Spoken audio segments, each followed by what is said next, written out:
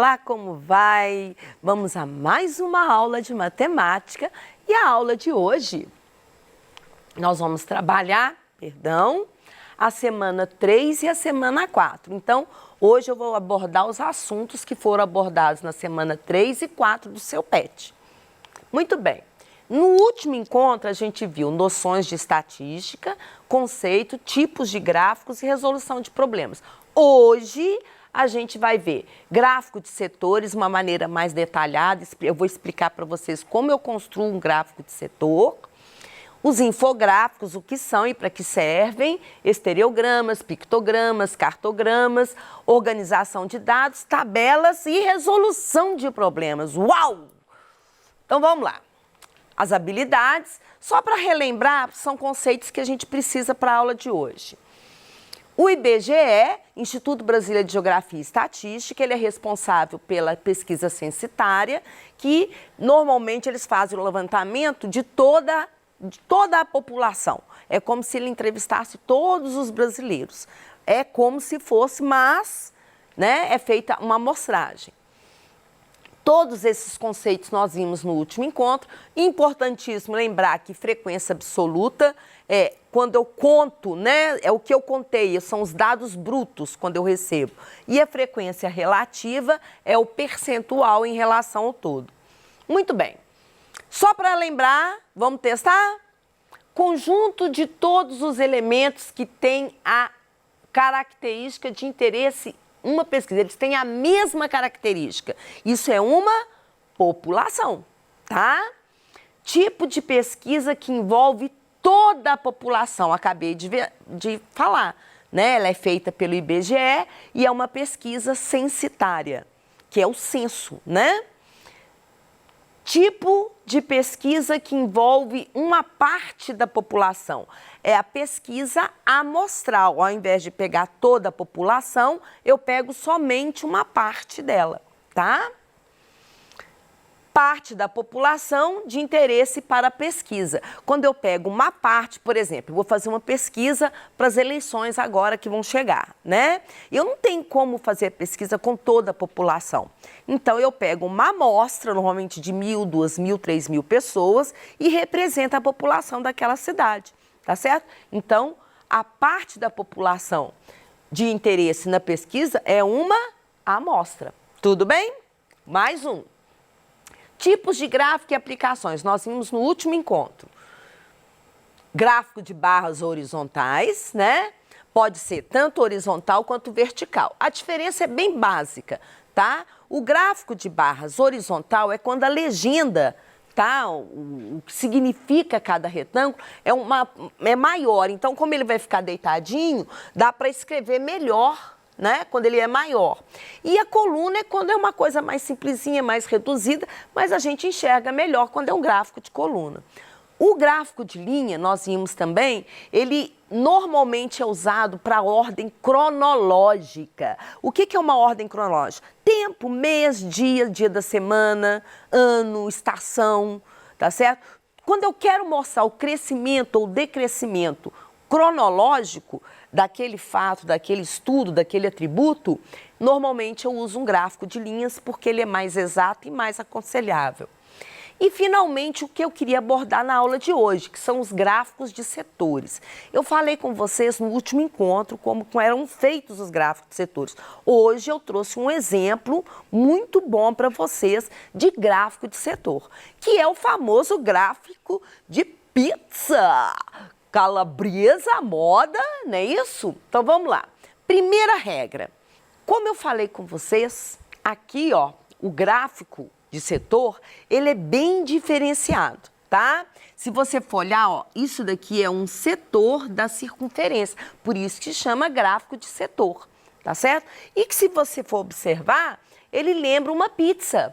Então, o gráfico de setor, ele é chamado de gráfico de pizza também, porque ele lembra uma pizza. E a fatia é exatamente o ângulo proporcional. Por exemplo, nesse gráfico aqui, eu tenho a urbana e a rural. A rural é a verde mais escurinha e a verde clara é a urbana. A população residente em 2015 no Brasil, olha só, eu tenho 87%, tá certo? De pessoas que moram em região urbana, nas capitais e tudo mais. E na área rural seriam 13%.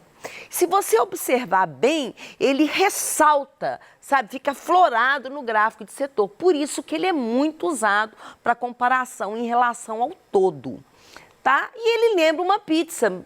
Adoro pizza. Quem não gosta de pizza, né? Pizza calabresa, boa, boa. Vamos lá. Elementos importantes. Primeira coisa, se é um gráfico de setor, tem um formato circular. Muito bom. Os ângulos são proporcionais às porcentagens. Então, quer dizer o seguinte, ó. Isso daqui, ó. Opa.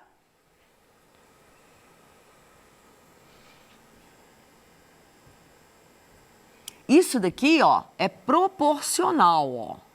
Tá vendo? Então, isso daqui eu vou fazer uma regra de 3. A regra de 3 é aquela básica que a gente sempre trabalhou, tá? Vamos lá. Outra coisa importante é a legenda. A legenda tem que ficar bem clara, tá? Normalmente, a gente usa o gráfico de setor até 7 atributos, ou seja, até 7 dados, tá? É uma exigência, assim, quer fazer mais? Faz. Mas até 7 dados fica legal o gráfico. Mais de 7 dados não fica tão legal porque polui, entre aspas, tá? E aí a gente transforma num gráfico de colunas ou de barra, dependendo, né, do que eu for trabalhar, fica mais legal se eu transformar, por exemplo, em colunas, eu posso pôr várias colunas sem problema nenhum. Mas o gráfico de setor é um conselho que seja até 7 dados. E deixar bem claro do lado e bem à vista a legenda. Bom, primeira coisa, formato circular, os ângulos são proporcionais e a legenda visível. São 3 coisas importantes que vocês têm que saber, tá? Muito bom. Os dados equivalem a 100% com um setor circular de 360. Então, vamos lá. A circunferência, ela tem 360 graus. O gráfico todo, o inteiro é 100%. Então, 100% equivale a 360 graus. Ok. Exemplo. O gráfico ilustra como a massa de um homem de 80 quilos. Então, esse gráfico aqui, ó, tá me mostrando a massa distribuída no corpo de um cara de 80 quilos. Olha só, ele tem um ângulo de 135 graus, que equivale aos músculos, tá? Ele tem 63 graus, que equivale à gordura. 72 graus, que equivale aos ossos. E aqui essa parte cinza é um ângulo de 90 graus, que são outros, né? Parte interna, órgão interno, cabeça, pensamento, consciência, qualquer coisa, né? Mas essa é a massa distribuída desse cara. Beleza. Pergunta. Quantos quilogramas de músculo esse homem possui? Quantos quilogramas de músculo ele possui? Juntos, gordura e ossos representam que percentual nesse homem? Isso daqui é mais ou menos o que a gente faz quando vai entrar na academia. Quando você vai entrar na academia, você faz aquela avaliação física e lá eles medem todos esses percentuais. Para quê? Para direcionar melhor o seu treino, tá certo? Então vamos lá. Ó. Primeira pergunta. Quantos quilogramas de músculo esse homem possui? Se ele tem uma massa de 80 quilos no total e a circunferência no total é 360 graus, eu vou fazer uma regra de 3. 80 quilos vai equivaler a 360 graus. Eu quero saber músculo. Músculo aqui no gráfico é 135 graus. Então, 135 graus vai ser X. E aí eu faço a famosa regra de 3, eu multiplico o cruzado e faço a conta normal. Aí olha só para lembrar, tá? Eu, Valerinha do seu coração, faço o seguinte, ó. Quando eu faço o xizinho aqui, ó, onde tem número eu multiplico, onde tem a letra eu divido, tá certo? Então eu faria a conta assim, ó, 80 vezes 135 dividido por 360, ou da maneira tradicional, que x vai ser igual a 10.800 dividido por 360, que vai dar 30 quilos. Então, esse cara aqui, ó, tem 30 quilos de músculo. Uau! Então, vamos lá. Segunda pergunta. Juntos, gordura e ossos representam que percentual? Agora é o contrário. Gordura e ossos, se eu somar aqui, ó, gordura, tá aqui, ó, 63 graus. Gordura aqui, ó, 63 e ossos 72 graus. Somando os dois, tá certo? Também vai dar 135, tá ok? Então, o que eu vou fazer? 360 graus é 100%. 135 graus vai ser x. E aí eu vou fazer do mesmo macete, onde tem número, só número aqui, ó, 100 vezes 135 dividido por 360. Fazendo essa conta, vai dar 13.500 dividido por 360, que vai dar 37,5% de gordura e ossos. Ou seja, o cara está em forma, né? Muito fortão. Muito bem. Ok. Outra questão que eu adaptei para a aula de hoje. A tabela abaixo mostra a modalidade de esportes oferecidas em um clube. Então, eu tenho lá basquete, 50 praticantes, futebol, 200 praticantes, natação, 100 praticantes e vôlei, 50 praticantes. Muito bem. Qual desses gráficos melhor representa esta tabela? Tá? Então, vamos lá. Tá aqui os gráficos que vieram, tá? E aí eu tenho que marcar qual deles que melhor representa. Então, o que eu vou fazer? Eu vou fazer o passo a passo com você de como montar esse gráfico. Muito bom. Primeira coisa, peguei a tabelinha, somei, tá certo? Total aqui vai dar 400. A dica minha é você calcular a frequência relativa. Lembrando do último encontro, como é que eu calculo a frequência relativa? Ela tem esse nome porque ela é em relação ao total. Relativa em relação ao total. Então, eu tenho 50 praticantes em cima de um total de 400. 50 em cima de 400, 200 em cima de 400, 100 em cima de 400, 50 em cima de 400. Posso transformar em percentual se eu quiser, que aí eu faço essa continha, ó, 50 sobre 400 vezes 100, eu posso cortar os dois zeros e vai me dar 50 dividido por 4, 12,5. 200 em cima de 400 vai me dar um percentual de 50%. 100 em cima de 400, 25%. E 50 sobre 400, a gente calculou lá 12,5%. Então, se eu fosse calcular em cima de 360, eu posso fazer de duas maneiras. Eu posso fazer o seguinte, eu posso pegar essa porcentagem de 360, como nós já vimos, ou fazer uma regra de 3. Seu critério. Cada um faz do que quer. Eu tinha um aluno que falava o seguinte, professora, quando eu não sei resolver uma coisa na prova, sabe o que eu faço? Regra de 3. Eu morria de rir que nem sempre tudo resolve por regra de 3. Mas aqui, nesse caso, como é proporcional, tá ok. Muito bem, 100%, primeiro ângulo, 100% é 360. 12,5% vai ser x. Onde tem número eu multiplico, 12,5 vezes 360 vai dar 4.500, dividido por 100 é um ângulo de 45 graus. Muito bom. Ou eu faço a porcentagem. 12,5% de 360 é o mesmo que fazer essa continha, 0,125, que eu fiz e deu 45 graus. Então, o primeiro ângulo é de 45 graus. Tá certo? Basquete equivale a 45 graus. O mesmo raciocínio eu fiz para o futebol. Olha só, 100% é 360, 50% vai ser x. Aí eu faço 50 vezes 360, que é 18.000, dividido por 100, vai dar um ângulo de 180 graus. Lembrando que 180 graus é metade da circunferência, tá? Então, só lembrando. Eu calculo o percentual. O mesmo, natação eu fiz do mesmo jeito, calculei 25% de 360, que é 90 graus, E esse último aqui nós já calculamos lá em cima. Então, só dá uma olhadinha aqui, ó. Eu tenho 180 graus, 90 graus e dois ângulos iguais. Se você for voltar, olha aqui, ó.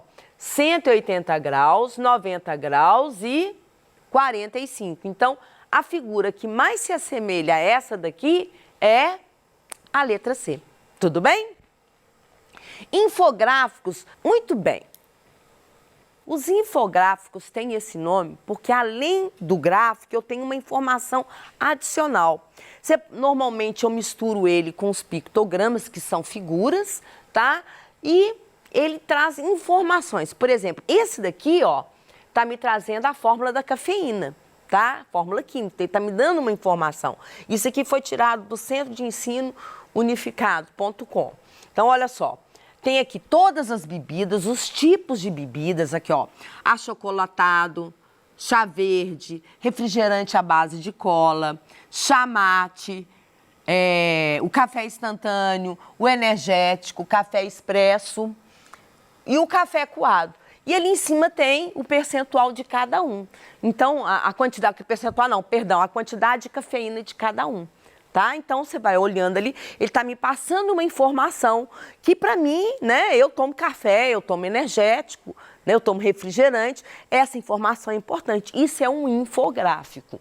Os estereogramas, tá? O nome estereograma a gente usa muito naquelas figuras 3D, que você olha assim, sabe? E, você tá vendo um sapo, ou você tá vendo o sapo e a velha, depois é o cavalo, e, se eu não me engano, não me lembro. Mas são figuras em 3D, tá certo? E aí ele não é muito exato, ele é mais um visual, uma coisa que se eu quiser girar, o que for, eu uso um estereograma, tá? Mas ele não é aconselhado, porque como ele é 3D, eu tenho aqui, ó, eixo X, eixo Y e eixo Z, tá certo? Não fica muito o valor, tá certo? Depende da minha referência e aí ele não é muito legal. Os pictogramas, olha o nome, picto é figura, tá? O uso de figuras para te dar uma informação, isso é um pictograma. Por exemplo, a riqueza do Estado cresce e a renda das pessoas cai. Então aqui é um gráfico, tá vendo o elefante que é coisa de peso, né? Ele quer mostrar, ele quer dar informação que é uma coisa de peso, é uma coisa pesada. E aqui ele dá os gastos com o governo federal, né, em milhões, desde 95 até 2005.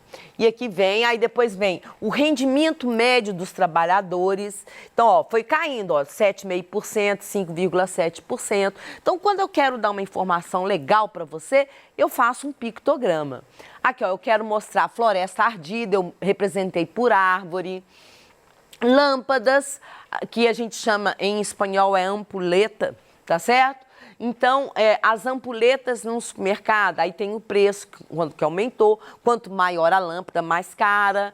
E os diplomas, tá? As universidades do Brasil, tá vendo que é representado por diploma? Então, aqui é uma classificação de qual foi considerada melhor, e aí vai cor dos olhos, enfim. Eu desenho, o pictograma é desenhar. Beleza. Os cartogramas, nós usamos cartogramas desde a sua primeira aula de geografia. Cartogramas são os nossos gráficos, os nossos mapas, né? Então aqui, ó, o mapa do Brasil, e eu represento um cartograma, ele pode representar mapa político, mapa do relevo, qualquer coisa desse tipo, tá? Muito bem. Então, na aula de hoje, nós vimos estatística, a parte de gráficos, tá certo? Gráfico de setores e etc.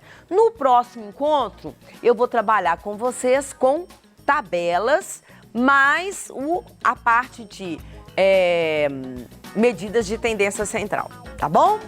Beijo enorme no seu coração e até a próxima.